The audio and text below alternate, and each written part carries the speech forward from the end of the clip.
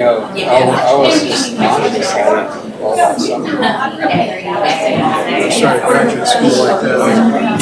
I graduated with my master's in Kansas State.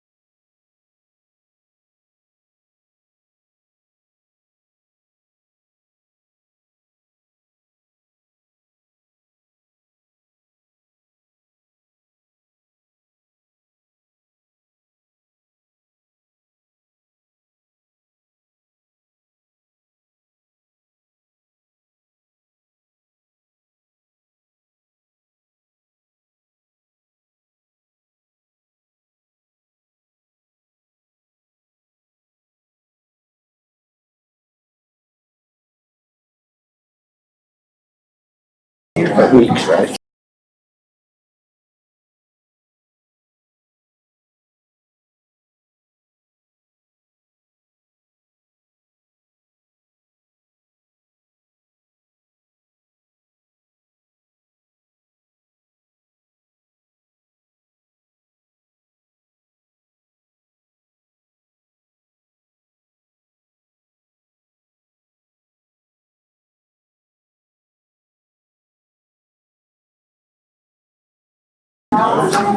The mics are not muted during the meeting, so all sounds will be recorded. So be careful of, cross-talking, paper shuffling, whispers, all of that is going to be picked up because the individual microphones cannot be muted this time. So with that, I think we're ready to all push our microphones. And make sure you're seeing the green. And it should turn green.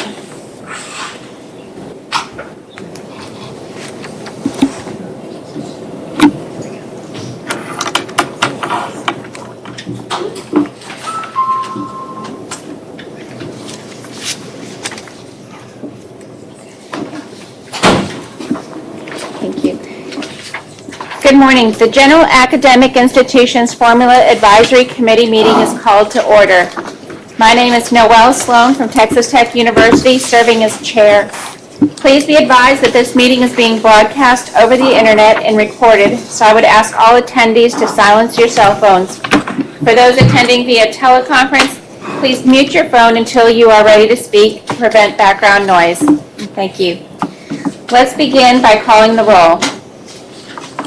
Mr. Brown. Here. Ms. Brown. Here. Mr. Davidson. Here. Mr. Gallant. Here. Mr. Harper. Here. Dr. Kenyakan. Here. Dr. Marquardt. Here. Ms. Mendez. Dr. Murray.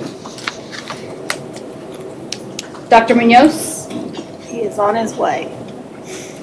Mr. Tomlinson. Here. Here. Ms. Sloan. Here. Dr. Strauser. Ms. Wright. Here. We do have a quorum. Thank you. As a reminder, members on the call are permitted to vote. I'd like to welcome the committee members back. Item 2 on the agenda is consideration and approval of the minutes from the September 19th meeting. A draft is included on page 2. I did note one thing, and I know that our conversations regarding the expenditure study, there were a lot of conversations, but on page 4, the second sentence, I thought there was a concurrence that we were talking that would result in a decrease rather than an increase. So that was just the one modification I had seen. Can you note that again? The page 4, through discussion, the committee realized that since all costs are included but non-funded hours are not included, this would result in an increase in the cost per SCH, and I thought we had concluded at the meeting it would be a decrease. Is it decrease? Okay. And does any other members have comments, questions, or corrections to the draft minutes? Well, this is Danny Glenn. I think at this point, is there? Danny, we can't hear you. Can you hear me, Noel? No, it's very quiet. I can't really hear what you're saying yet. Okay, I'm speaking very loudly, so I apologize for you not being able to hear. I think at this point the question is there a firm conclusion on that? So I think that there's not firm conclusion on that. I was just saying for the minutes from last September's meeting, I thought that was what the discussion had thought. But if the members feel that we indicated an increase, we can leave that language the same. I had thought we had indicated decrease. And it is a decrease based on the analysis that Jennifer has done. So we can bring that up again in today's discussions on that topic. This was just a notation for the minutes. Are you okay with the correction to the word increase, correcting it to decrease? Yes. I move approval of the minutes as corrected. Okay. Motion made and seconded. All those in favor say aye. Aye. Those opposed, same sign. Okay, thank you. Agenda item 3 is discussion, review, and consideration of the Commissioners' 2022-2023 Biennium charges. Charge 1 is to study and make recommendations for the appropriate funding levels for the operations support and space support formulas and the percent split between the utilities and operations and maintenance components of the space support formula. At the last meeting, we discussed funding recommendations for the small institution supplement.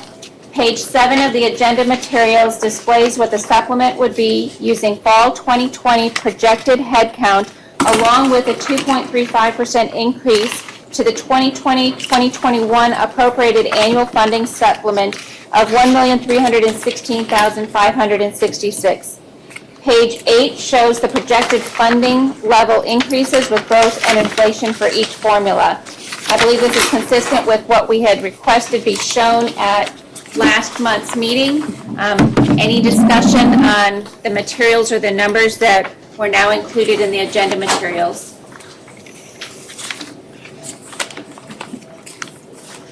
Noel, are you on page 8 here?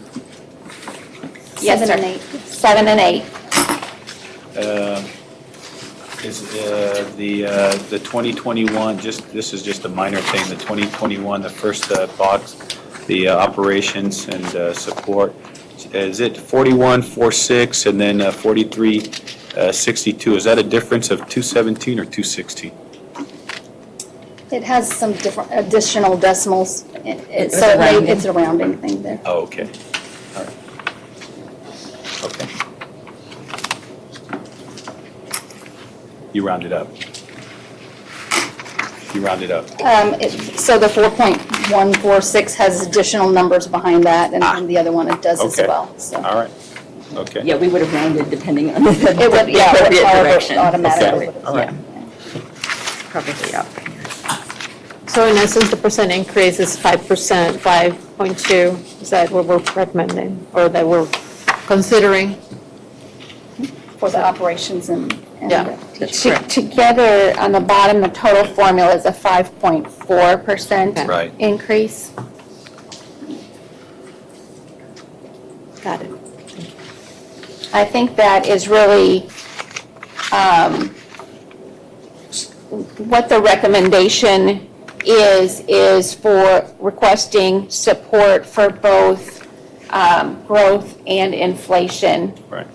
in both areas. Again, specifically with the small institution supplement, again, basing it off of the appropriation made this year and then growth and inflation.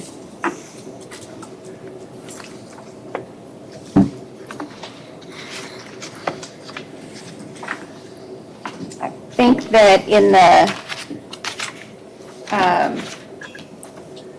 we had talked last time, so on the space support as well, technical correction, that we all felt comfortable with in separating out Sol Ross to Sol Ross RGV and Sol Ross Alpine. That will be included in the recommendation as well, based on last time's comment. I think there was one other comment regarding space support and how the recommendation be written. Yeah, so on Sol Roth, it's actually RGC, so Rio Grande College. And then for the space support, we need to, I think, just clarify that it's the average, average square footage instead of, or the average rate instead of just the rate. Okay, so fund the space support formula at an average adjusted rate of $5.46 per square foot. Yes, ma'am.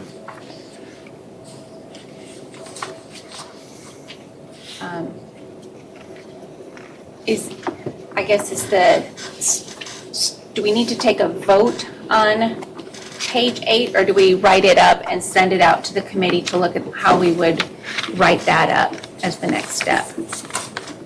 I think y'all can vote on it however you want, and the Yeah. write-up and the report, it'll have the detail. But y'all can either vote on it as a whole or in piece, probably two guys.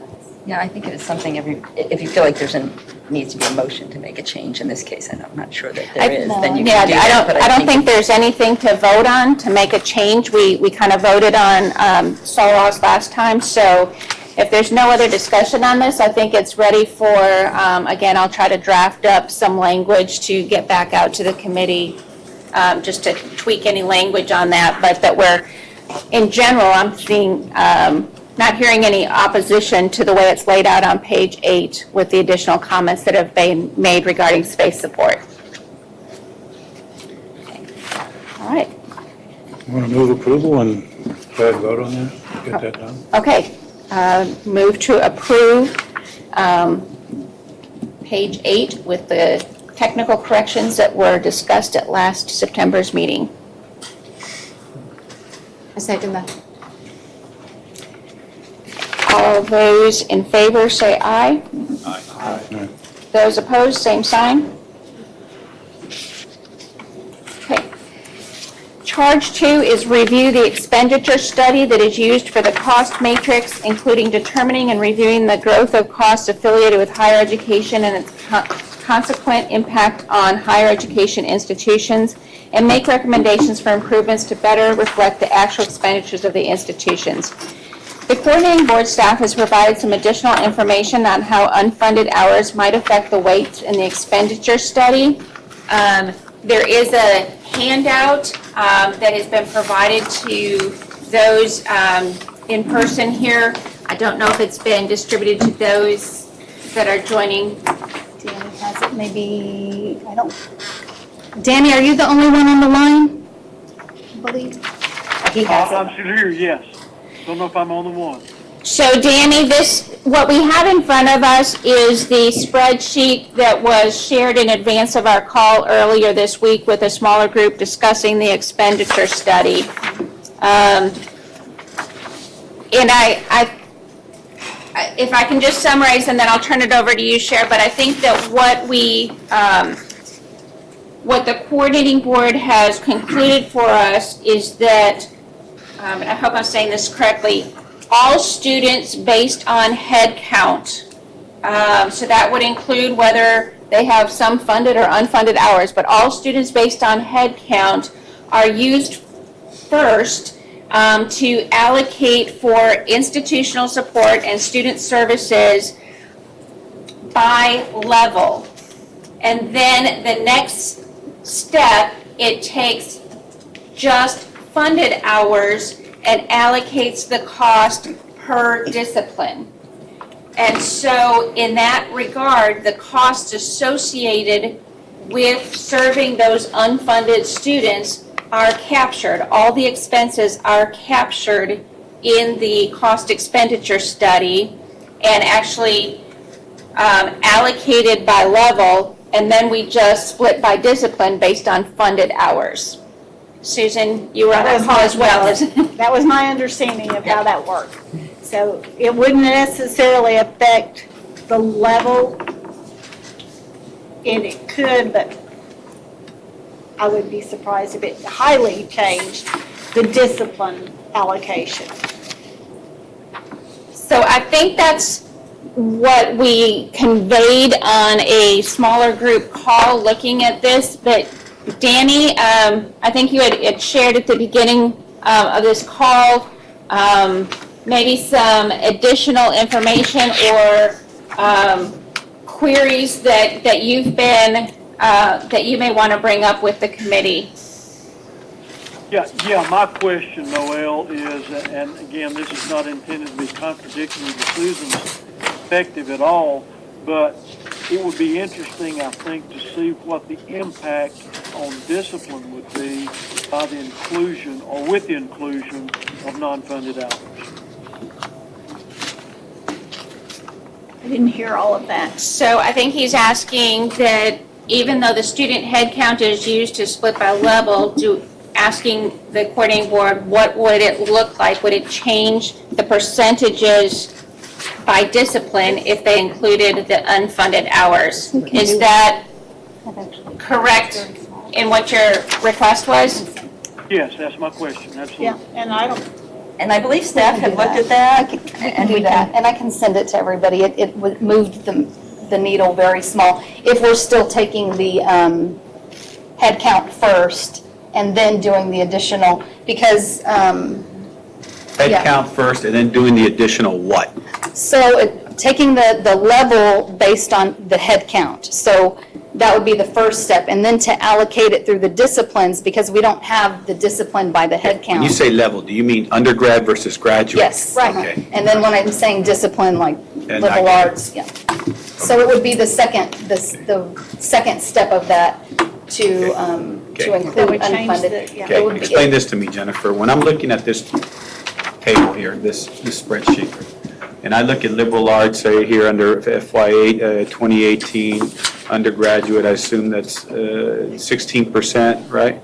Is that- 1.1. Yeah, 1.6, and then 17, 1.7. Okay, what does that tell me? It's saying that if we had included unfunded hours, Unfunded hour. that's how much that level and discipline would have increased.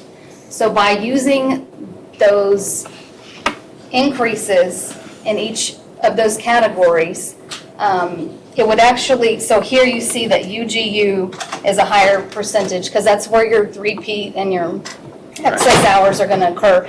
If we included those in the SCH count, but still divided by the same salary cost, your cost is actually going to decrease. So it's actually going to move that, it's going to compress it closer to the cost of the undergraduate level. Because you're adding SCH. Right. Yeah, so, Because you're adding SC. because you're adding SCH, right, so the costs are going to be diluted a little bit. All right. I'm sure everybody understood the nuance of that explanation, but I appreciate your patience. Sure. Hey, Jennifer, and just for my edification, when you say unfunded, what does that bucket include? in So that total? includes developmental, and it includes Repeated, right? repeat, like if it's the, and then your Out of state? excess hours, hours. more than 150. Okay, and what about out-of-state students? But it also includes, out-of-state students would not be included if they are strictly distance ed out of state, they don't have a presence in Texas. But our funding does include students who come to Texas from out of state and enroll at our Right, universities. but if they're taking a Because distance class in if it's strictly, California, right, that would not be that's included. not in there. But what is included, and I think you will see this if you look at business administration, at least that's our sense from Yeah, the 92. eyeballing this, is that we do have some, for example, executive MBA programs, where the programs requested approval without formula funding, but we still sometimes will collect the data on those students. They'll be reported as unfunded hours from some of our institutions, and I think that's some of the anomalies you really see, especially tied to that. It's not related to excess hours. I don't believe it's related to those specialty programs. Yeah, I was just curious about the number of out-of-state, if we had that. But the- You guys have that information? Yeah, the out-of-state would be funded except if they Okay. were, right, distance ed fully and without a presence in Texas. So is there a way of pulling, I think the answer is yes, those students out that are part of the executive MBA programs, that sort of thing, because that is really skewing some of that, I think.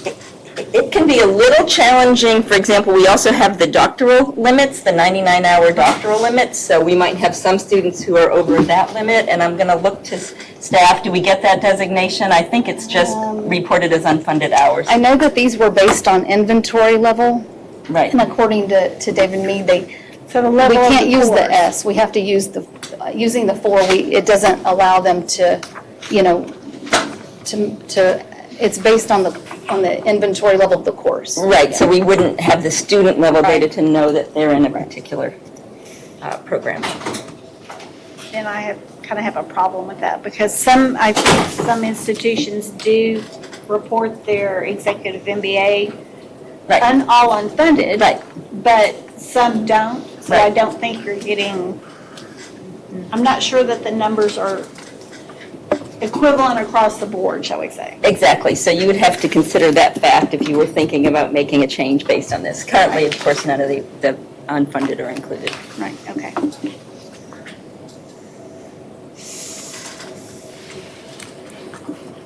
Because I know we don't report ours. I do know that others do report theirs. Yeah.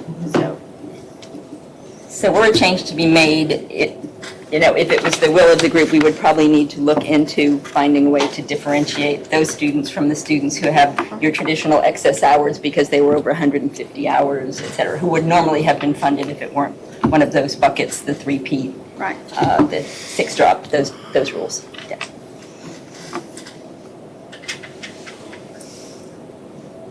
Okay. So what would be the change that this is suggesting to be made? I guess is the question. It would be suggesting that the undergraduate upper level the weights would become even closer to the undergraduate lower level. So you'd get less funding. And more compression. Yeah, and more compression. Right. More Yeah. compression, no, less. But which we were If you trying to added the solve. unfunded hours. We But can we're look at paying, that.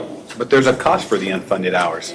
But So- the cost is included. Right. So all the costs that you've spent on all students, that's captured in the head count allocating. So you have your total expenses, and then you allocate them into the buckets by undergrad, lower level, undergrad, upper level, master's, doctoral. And then they go to the SCH, just funded SCH, to allocate that expense by the discipline. So we've really captured all the expenses. I guess the question in September was, are we helping or hurting by taking those unfunded hours out? And this kind of proved that we don't help ourselves by putting them back in, because it would dilute it more and compress it more. At the upper division, Right. Yes, Pretty much across the undergraduate board. upper division. yes. Hey, Noel, Yes, sir? this is Danny. I hope I'm not butting in on anybody saying anything, but I guess my perspective in this whole exercise was to thoroughly understand and examine the process, and as a part of that, get the highest degree of accuracy. And I think we at least ought to take a look, if it's manageable, what the impact would be at all hours at SCH distribution from the CBM 004. Danny, can you talk like right in the, Yeah. Danny, if I think that the request that you made earlier to at least run through the model, distributing taking the head count, distributing by level, taking all hours, distributing by discipline, to go ahead and have the coordinating board run through that model and send it out to the committee. Yes. The coordinating board will do that, yes. Absolutely, yes, that's what I'm asking. Thank you.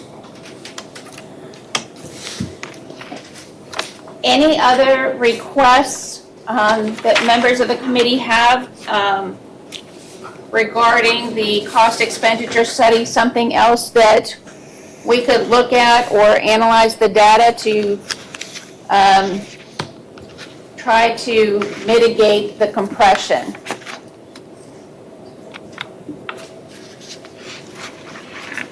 Noel, look, again, I'll apologize for the naive question. Is what Danny is asking, is that going to further illustrate the phenomena that we see here?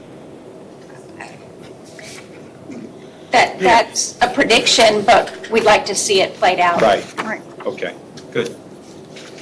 I think if that seems to suggest a similar compression, then you have 2 or 3 reports that appear to represent the same phenomena were we to pull them out, right? The unfunded hours, or leave them in, right? We'd want to leave them out as they are right now. Okay.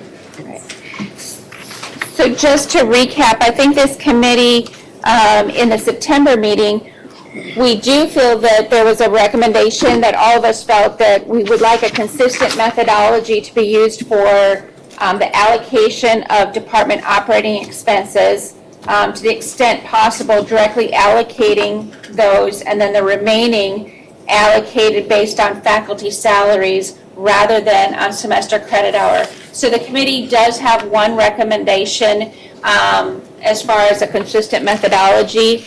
This is just one more item that we'd like to keep exploring, one more iteration by the coordinating board to show us the result, to see if there would be any other recommendation that this committee has. Okay, anything else? Okay, all right. And just for clarification, you still mean to do the head count first and then just including all the funded hours for the institutional support and student services? Yes, that is how I understood Danny's request. All right, hearing no other conversations or suggestions, I think we can move along. Charge 3 is to review the space projection model as it relates to distance education courses, including the different physical space and technology needs between traditional courses, online courses, and distance education courses, as well as information on associated costs of each course type, and recommend changes to the space projection model. We had a lot of discussion on this last meeting, and I tried to summarize our discussion. That was included, I believe, in the materials that were sent out. Sorry, I don't have that page immediately. Page 10. So I would welcome any comments or clarifications that need to be made to the draft language to capture the discussion at last month's meeting. The only thing that I would like to see added, and John may be able to add more to this because they do so much online, is that maybe tying it back to 60 by 30 and the harm that it might do to reaching the goals of 60 by 30, because I think that might help kind of booster the argument. Yeah, I think that's a good point, because you're pulling in the non-traditional students into that, and we got to finish them off. Thank you. Yeah. Yes, that was exactly my point too, was that, part of the formula should be a driver for the behavior that's wanted, and if we want to meet those goals, then obviously the online student population is going to be a large part of that. So we shouldn't do anything here that would penalize that, was my point. Yeah. So, John, you sent me some sample language. if I can, I'll just read it for the committee. I didn't print it out, sorry. See how people feel about this language, but, you know, after reading it, he did email this to me, but, and again, I can send it out for wordsmithing, but I thought this was good at that, indicating in some language that the formula should not only be a mechanism for attributing costs, it should also create incentives for desired outcomes. And to meet the goals of 60 by 30, universities need to reach as many students as possible. For example, working professional students who cannot commit to a prescribed in-person class schedule make up a large percentage of students enrolled in online degree programs. We should look to incentivize alternative delivery to reach these students, not create a disincentive simply because a belief that a mode of delivery might cost less. So, yeah, I think Yeah. that's good. John, you took the words right out of my mouth. Thank you. We might want to also think about invoking the population of stopped-out students who 2 or 3 years ago may have discontinued, that have a substantial amount of credit hours, who are unaware now. I mean, 2 or 3 years ago, their degree may not have been available, or a new degree to finish them out, and they would experience the same difficulties of some of these post-traditional students. But you know, there's an enormous number of Texans with 70, 90 credit hours plus that are not returning. So again, I think predicating it all on in order to meet the goals of 60, et cetera. There are populations like non-traditional, post-traditional, and formerly stopped out, and then the rest of the language is fine. Great. Any other comments or clarifications? All right. So I will modify that again. There'll be a full report that I will provide with the language through the coordinating board. So if there's any additional little tweaks, feel free. There's no pride and ownership there of the language. So finally, charge 4 is to study and make recommendations for an outcomes-based methodology for allocating the balance remaining in the Beyond Time account after the underutilized amount is allocated. Based on our discussions last time, I think John Wyatt, the Coordinating Board's Director of External Relations, is here to provide additional information on outcomes from the legislative session regarding Beyond Time, as well as outcomes-based funding. Thank you. Good morning. So I'm going to provide a little background on the issue. So hopefully I'm not duplicating what you already know. But the charge is relating to the balance remaining in the Beyond Time account after the underutilized amounts are allocated. So the Beyond Time account is the GRD account at the comptroller that was previously used to receive funding and disperse funding for the Beyond Time loan program. So Beyond Time allowed institutions to make a forgivable loan to their students. And if the student met certain qualifications, the loan was forgiven. If not, it had to be repaid. What happened, though, in the 84th legislature is the legislature passed HB 700 designed to eliminate that program. And so what it did was it immediately eliminated the 5% tuition set aside, which was the major source of funding for that program. It also limited Beyond Time to renewal students so that over 4 years, all students would phase out of that program, and required that the program and the GRD account be abolished in 2020. HB 700 also set a formula for how any funds appropriated from that GRD account must be allocated. And it was based around this concept of underutilization. So over the history of Beyond Time, you had many schools who contributed more in set-asides than they made awards in Beyond Time. And those were the schools where it was underutilized. You had schools where there was the opposite, where they made more awards than they actually collected in tuition set-asides. And what the legislature said in statute was that any appropriation from that account can only go to schools where it was underutilized and in proportion to the underutilization. So that was the restriction that the legislature put on any appropriation from the Beyond Time account. And a negotiation. How many of the 37, 38 institutions fall into that category of underutilized? So there were 10 where it was not underutilized. So 26, 27 schools where it was underutilized. A negotiated rulemaking committee at the coordinating board in 2016 developed the rules for that, and so we were set. The issue that we have now is that GRD account has about $129 million in it and growing right now. The reason why it's growing, even though we're no longer collecting set-asides, is students who have gone into repayment. So those students who got to be on time but did not meet the forgiveness criteria, they have to repay that loan. So money is continuing to come into that GRD account. So that $129 million is what's in there now and growing. If you add up the amount by which it was underutilized at all of the underutilized schools, that only comes out to $101.2 million. So there is actually more funding in the GRD account than is necessary to make whole those institutions that underutilized the fund. And so what this By make whole, you mean reimburse them everything? Reimburse them the entire difference between what they collected in set-asides versus what they made in awards. So that leaves you about $27 million that's described as the excess in this charge. And I think the question here today is, what's the appropriate use of that $27 million? Now, under the existing statute, it has to be allocated only to the underutilized schools. Well, as I said, you have those 10 schools who their borrowers are part of the repayments that are coming into the GRD account.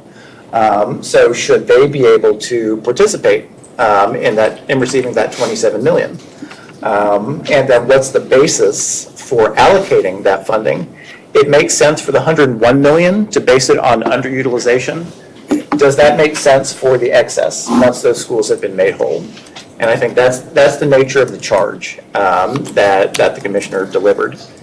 So what the legislature did this last session is they passed SB 1504. What that did was extended the life of the fund through 2024. So those funds will not go away. They'll continue to exist and, as I said, accumulate funds through that year. And then it also required that any funds appropriated from that account be used to support at-risk students. It did not change the allocation methodology at all. There was some conversation during the session about should we bifurcate the amount between the 101 and the 27 million.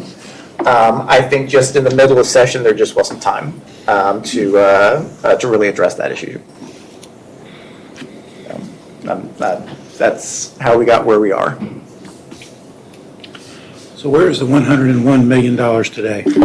It is sitting in an account over at the comptroller's office. And part of the reason why that account has built up is the legislature hasn't always appropriated the full amount in the account. So getting that money is going to require an appropriation from the legislature. It does not automatically disperse. You mean the excess or just, or the overall? Any of it. Oh. Any amount out of that fund would have to be Okay. appropriated. Weren't there some efforts in this last session to file legislation that would allow that disbursement to occur? There was an effort to try to get it appropriated last session. Ultimately, what they did was, again, by extending the life of the fund through 2024, gave them an opportunity to come back next session to give that a try. John, here's my initial question, okay?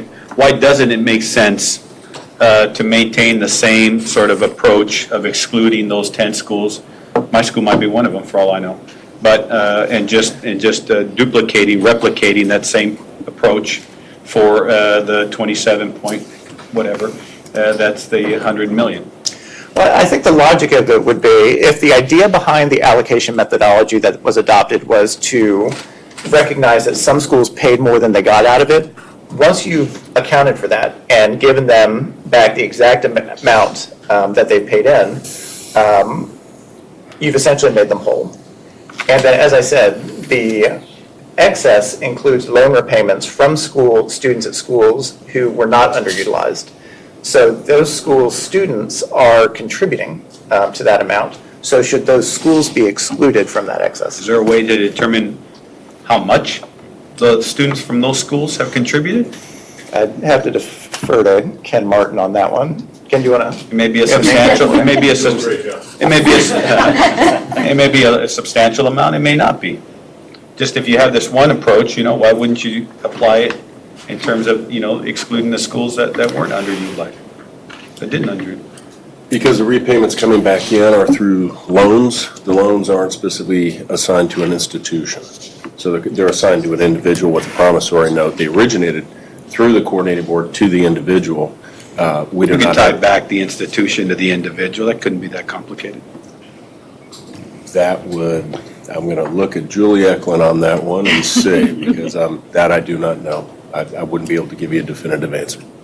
We could certainly find students, they may have attended more than one institution Well, in and terms of the initial. part of the question too is how far back do you go? As John mentioned, the program, I think its inception was around 2003, started getting set-aside funding in 2008, I believe, 7-8 timeframe. So you really need to set, if it's possible, set parameters, trying to tie back. Some have paid off the loan, some have refinanced their loan and then paid it off. Others are making payments. So where do you tie that back? Because some of those repayments that came in 10 years ago could have been utilized back into the program through the appropriation, because it all went into one account at the comptroller. So there's no way to segregate that money between the two. So if it's possible, it would require parameters be set on how you differentiate to be able to get to some type of formula. And just because you've already made those institutions whole, and you've got money from the other institutions, those other 10 institutions, I do think it should be split across all 10 of them. Well, you haven't made anybody whole, that money's not been. Well, the This is all methodology yes, this is is to all make it dependent on whole appropriations. if the legislation doesn't pass to Right. appropriate it. So We're all out 127 no one's been made whole million. right now. No, Not currently. no. I think the language that's here in the charge and the distribution among institutions seems very reasonable. It's directly related to the legislative intent. We've gone back on a couple of our other recommendations and referred back to how the legislature supported our institutions. We did that for the small institution formula, relying on the hearings that they had and their decision to increase that formula. And so I think as a committee, being consistent with being that responsive, that charge 4 is a reasonable representation of that work and deserves support of the committee. And if I may, one suggestion as I think about it, instead of maybe the quantum physics of trying to realign payments that came back in from borrowers, one option would be, if it was a desire, take the excess, reallocate it back based on the number of loans or the dollar amount of loans that were issued by the institutions, which would suggest that it's proportional to the amount of repayments coming back in.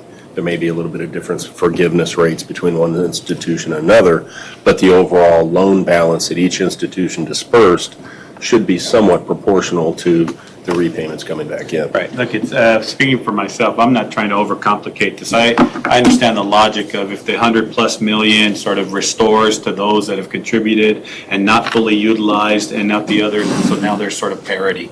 This is a different pot of money that everyone in one way or another may have contributed to its accumulation.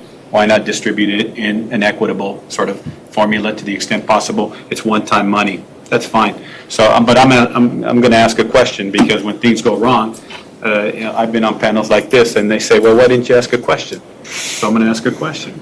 Now, part of the second question I have is just, this is not necessarily for you two gents, but this graduation supplement point. Can you just tell me how that's determined? Yeah, what is that?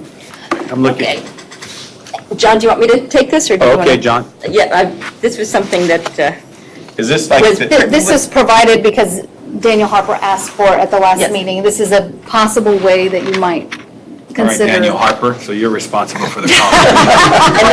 So actually, I think I wanted as well what John has here, which is the HB 700 allocation. Right here, actually, I have copies. I'll hand these out.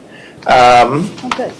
So what I have here is a spreadsheet that goes into more detail about what I just talked about, which is the breakdown by institution of amount that they contributed in set-asides, amount that they received in beyond time, the delta, and then for those institutions with an underutilization, that total. And that's what comes up with 101 million, compared to the 129 million that we have in the account right now. So in terms of this issue of the graduation bonus, I think the question before the committee is, with that excess, that $27 million, what is the logical basis for allocating that? Should it continue to be tied to loan issuance and repayment? Or in light of the legislature's, having passed SB 1504 last session, which requires that these funds be spent on at-risk students, would a more outcomes-based allocation methodology make sense? And I think that's the question for y'all. So can you remind me again what this allocation that you just handed out is based on? Is basically on how we contributed to and then the underutilization by each institution? Correct. So the allocation as it exists right now is, again, the only participants are those schools that underutilized, and then it's allocated in the percentage of, each school's percentage of the statewide underutilization. Okay.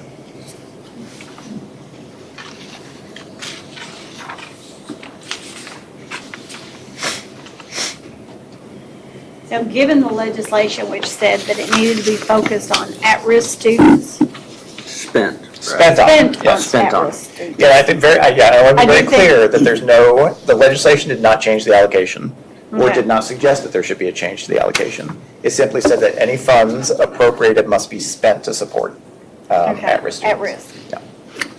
But then that's coupled though with the charge that we gave that kind of tied that into the outcomes base, right?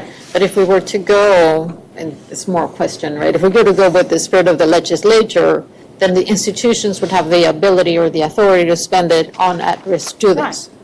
Not, Right. and we could choose to do that. So John, just so I'm understanding this, this is very helpful incidentally.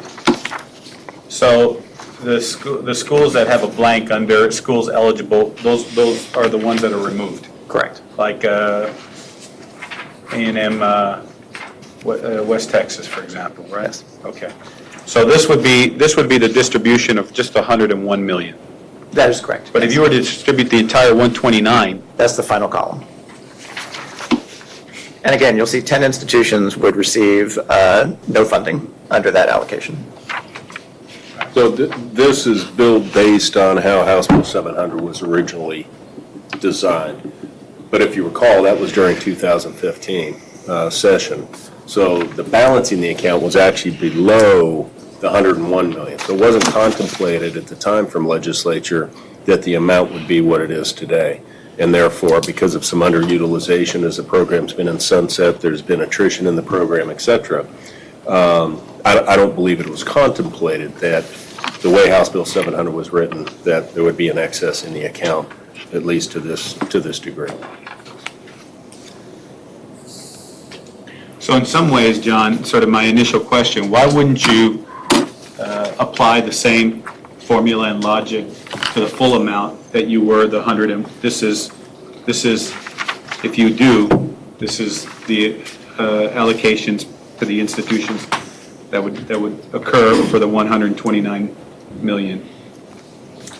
Well, I think, a potential, And I'm not saying that's what we do, I'm just, sure. this would be what people would receive, what institutions would be.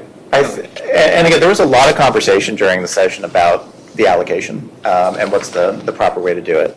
I agree with Ken that it simply wasn't considered when HB 700 passed that there would be more money than was needed to make these institutions whole. So that wasn't considered. I think another consideration is that, again, this last session, the legislature required that any of those funds be spent on at-risk students. If you don't make some different accommodation for the 27 million, then the at-risk students at those 10 institutions would not receive funding through this program. So I think those are two of the the issues that this committee needs to think about. Could you expand on the last comment you made, that why wouldn't they receive it? If it was allocated. According If it's to, allocated According to based on this, those existing. 10 institutions Are are out. totally Yeah, out. others, okay, got it. right. So the at-risk students there at those institutions would not be, Would not receive funding Aided. through Yeah, this, got it. account. They would not receive funding with the first 101 million, anyway. anyway. Anyway, yes. But we're talking about the, okay, hey, last question, John. The rate, 188.48, okay? What is that? The rate, how's that determined? It's on there. 188, right? That's in the, Julie in might be able to talk to that. How to I'm calculate Sorry, we're trying to answer a question here.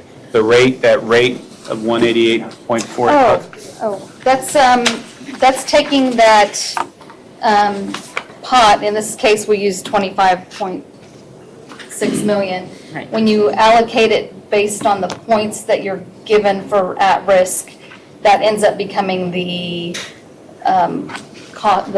reimbursement per Graduate. yeah. So this is based on reimbursements for at-risk graduates, so an institution would get $188 Okay, I'm for going to those ask a graduates. question. I might answer my own question. So I see some of these schools that are highly selective, and they have large bonus points.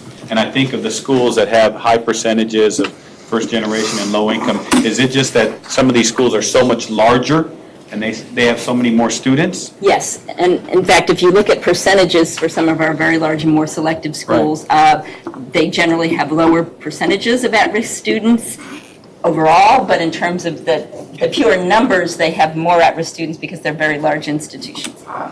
Okay. If I could make one more point. Part of the agency's recommendation during this past session to allocate the excess based on the graduation bonus was the thinking that that would essentially be seed money for implementing outcomes-based funding, so that if the legislature went ahead and allocated among institutions this $27 million, it would at least create the structure for now having an outcomes-based funding methodology in place that future legislatures could then hopefully build upon and increase funding. So that was part of the agency's reasoning this past session.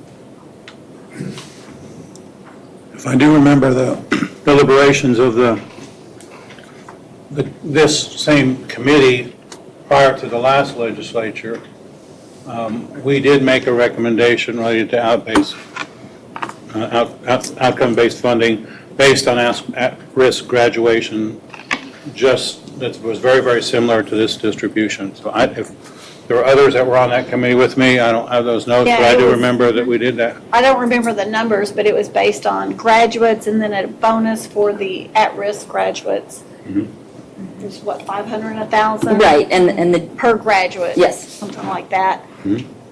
That would go forward. And this is strictly for the at-risk part of it, but that's what the legislation says. There's the commissioner.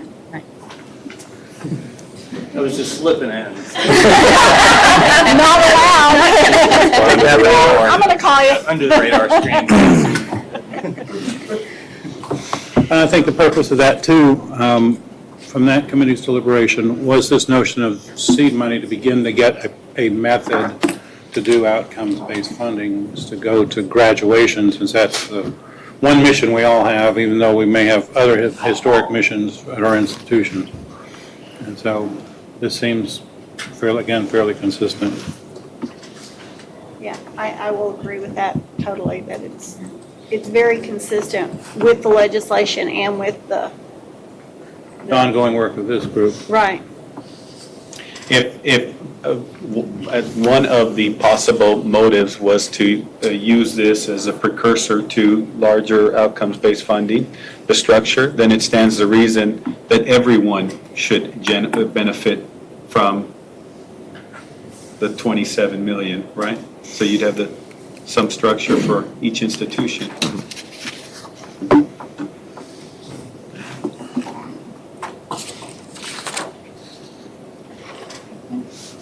I'll make a motion that we approve as recommended with a little caveat that says based on the current dollar amount that's in the, whatever that it happens to be, because it's going to be changing.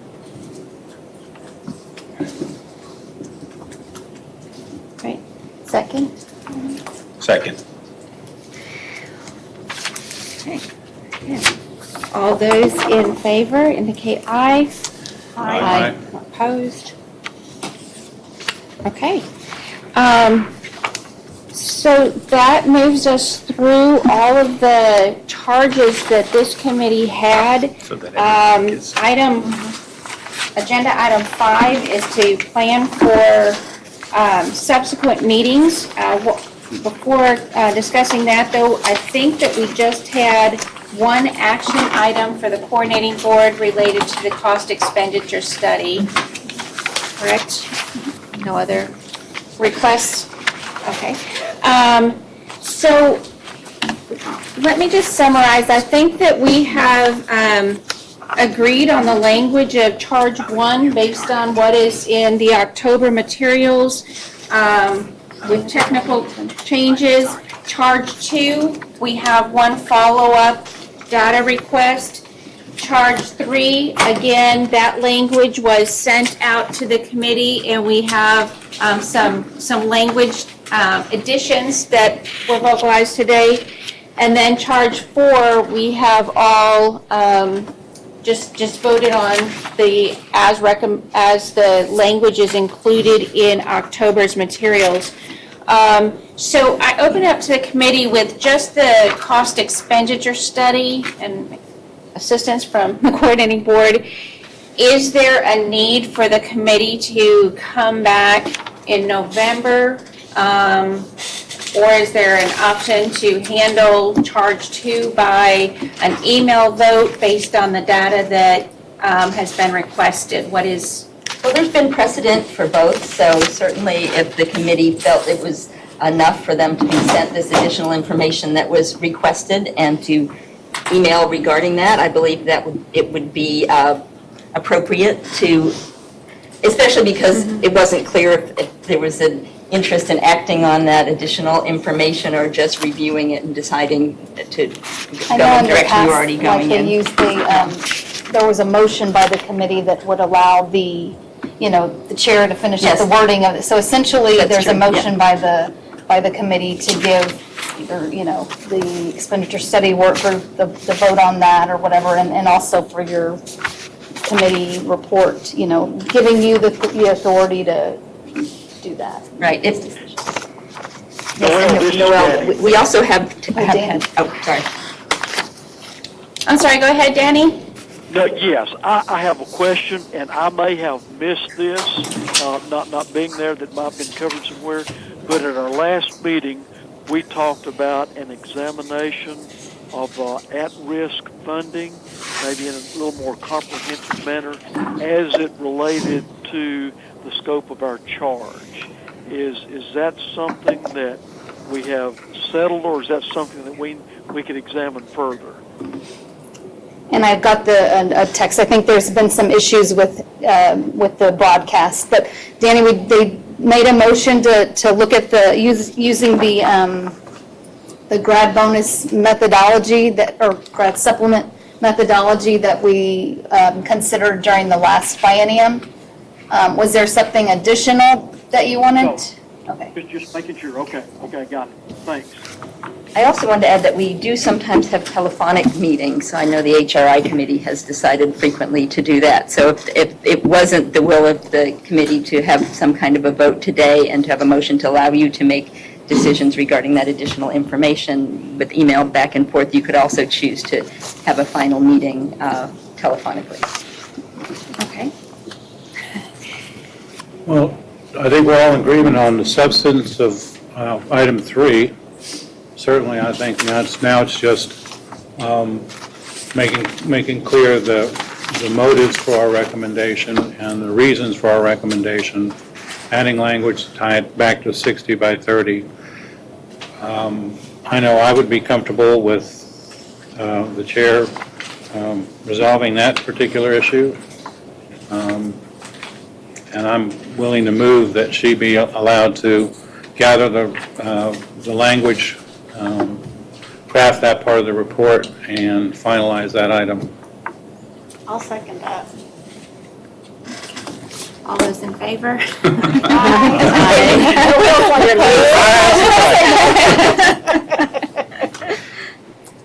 Okay, then it just leaves charge 2, and how the committee feels on an in-person or telephonic, or delegating that to the working group I don't have those. with the additional data that's been requested today. I would argue that that's an item that's going to, we're going to want to continue into the next legislative session. We weren't able to get a complete resolution to that now. I think a more formal ending of that one, that's why I didn't make that motion as part of my motion on item 3. I'm very comfortable with the telephonic meeting, and if that's the will of the committee, I think we could resolve it that way. But I think that would be good, given that we don't know what we're going to see. Right. So depending on what comes out of that, which I'll run, there may be other things, so. I agree. The cost expenditure study has been something we've been looking at for quite some time, and still really trying to understand. I would appreciate everyone's involvement in looking at that data and coming up with what this committee's recommendation is going to be. Does anyone feel, how should I say this, strongly opposed to a telephonic? Telephonic or video, or both? Video can be challenging depending on what space we have available. Video can be challenging? They only have it available in one room. Oh, you're or talking two about rooms. for the coordinating board? Yes, I mean, in terms of the technology part, we should be able to do it. I just don't want to say 100%. Telephonic, for sure, we can do. So the next meeting is scheduled for Monday, November 18th. Just a question of whether we want to all come back in person for wrapping up charge 2 or do a meeting by phone. I'm indifferent, so. I know. No, well, we can do a WebEx so that we can put materials up on a screen. I was thinking in terms of all of you being able to see it on camera. Send But the materials to the group ahead of time. we can also send the materials. It's but probably going to be easier. If a WebEx would be helpful, we could set that up. So again, whichever method we use, I'm fine with. But I guess my question really is about how do we move forward with charge 2? So having enough time to look at the data, and let's say we come back and say, well, we don't have time to make a decision this time, then what happens next? Who takes that charge and continues to look at the cost study? Because we've all acknowledged through this exercise, right, there's compression, we need to address it. Apparently it's something that has been brought up before. So how do we get to some sort of change in the near future? Because this is our chance for the next biennium. So what happens in between, and so that we're ready to go next time when we're asked again to look at it? I don't know about official, how we do that officially through the coordinating board, but the Texas Association of State Senior College and University Business Officers, TESCUBO, has assigned this to a working group, has assigned this to a committee that exists at that organization. And I think over the next 18 months or so, we'll get prepared to support this committee in their work with their recommendations by the time this committee meets again.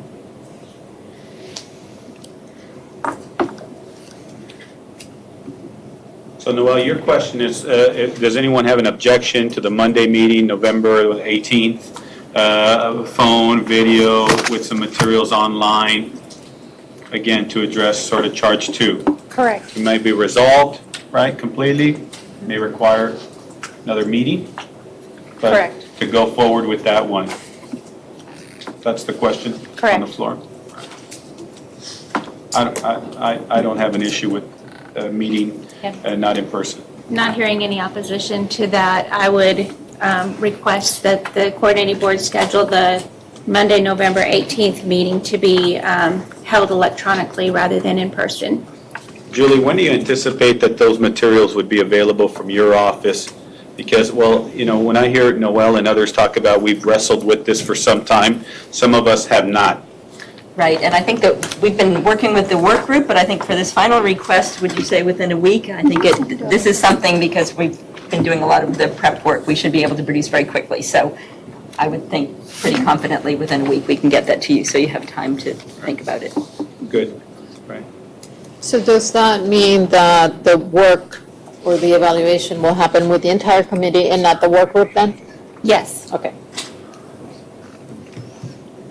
Okay. Are there any further questions or points of discussions? Do I hear a motion to adjourn? So moved. Second. All those in favor say aye. Aye. Aye. Those opposed, same sign. Thank you. The General Academic Institutions Formal Advisory Committee is adjourned until November 18th. That last aye was a bit underwhelming.